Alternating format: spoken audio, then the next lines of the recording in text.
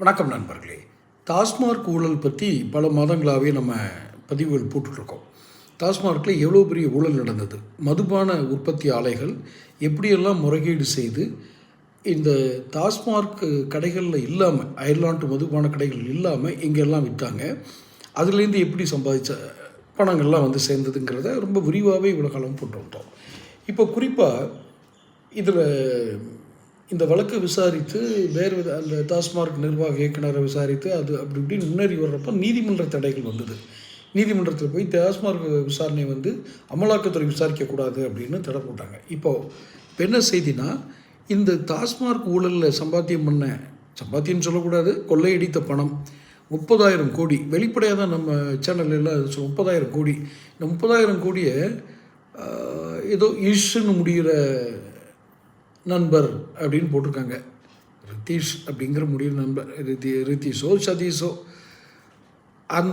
அவர் தான் நடிகை நயன்தாரா மூலமாக துபாயில் முதலீடு பண்ணியிருக்காங்க. சமீப காலமாக நயன்தாராவுடைய முதலீடுகள் மிக அதிகமாக தாராளமாக துபாயில் செய்யப்படுது அப்படிங்கிறது பொதுவாகவே எல்லாருக்கும் சமூக வலைதளங்களே தெரியும்.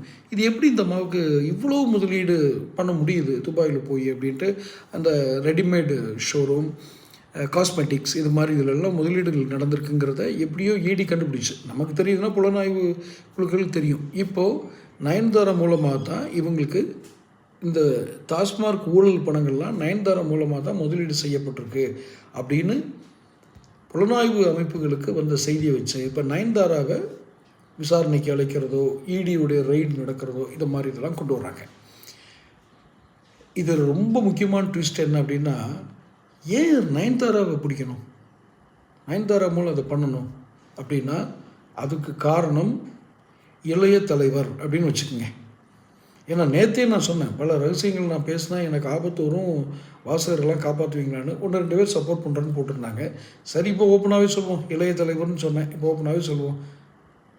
உதயநிதி வந்து ஐடியா கொடுத்துருக்கலாம், ஐயா அந்த நயன்தாரா வழியாக அதை பண்ணலாம் அப்படின்னு ஐடியா கொடுத்துருக்கலாம்.